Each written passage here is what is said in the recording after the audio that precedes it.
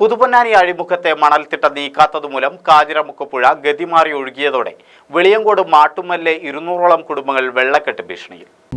Bridal craft the wedding mall, Pan Bazar, Tirur. Ponnani താലൂക്കിലെ കരപ്രദേശങ്ങളിൽ പെയ്ത മഴവെള്ളം കടലിലേക്ക് ഒഴുക്കിവിടുന്ന പുതുപ്പൊന്നാനി അഴിമുഖത്ത് കൂടിക്കിടക്കുന്ന മണൽത്തിട്ട ഒഴിവാക്കാൻ നടപടിയില്ലാതെ വന്നതോടെയാണ് കാഞ്ഞിരമുക്ക് പുഴ 2 ദിവസം മുമ്പ് വഴിമാറി ഒഴുകിയത്. മഴ ശക്തി പ്രാപിച്ചതോടെ കാഞ്ഞിരമുക്ക് പുഴയിലും കനോലി കനാലിലും ജലനിരപ്പ് ഉയർന്നതോടെ കടലിലേക്ക് പോകുന്ന അഴിമുഖത്ത് ഒഴുക്ക് തടസ്സപ്പെടുകയും മാട്ടുമ്മൽ ദ്വീപിനോട് ചേർന്നുള്ള കരപ്രദേശത്ത് കൂടി പുഴ ഗതിമാറി ഒഴുകിക്കൊണ്ടിരിക്കുകയുമാണ്. മാട്ടുമ്മൽ ദ്വീപിലും കരപ്രദേശത്തോട് ചേർന്നും വെള്ളക്കെട്ടും രൂക്ഷമായതോടെ 200ഓളം കുടുംബങ്ങളാണ് ആശങ്കയിലായിരിക്കുന്നത്.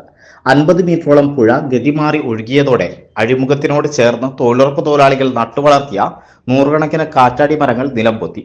ഒഴുക്ക് തടസ്സപ്പെട്ടതോടെ ഈ മേഖലയിലെ മത്സ്യത്തൊഴിലാളികൾക്ക് കടലിൽ ഇറങ്ങാൻ കഴിയാത്ത അവസ്ഥയാണ്. തദ്ദേശ സ്ഥാപനങ്ങളും റവന്യൂ അധികൃതരും ഇടപെട്ട് പുഴയിലെ വെള്ളക്കെട്ട് ഒഴിവാക്കാൻ അഴിമുഖത്ത് തടസ്സമായ മണൽ നീക്കം ചെയ്യണമെന്നാണ് നാട്ടുകാർ ആവശ്യപ്പെടുന്നത്.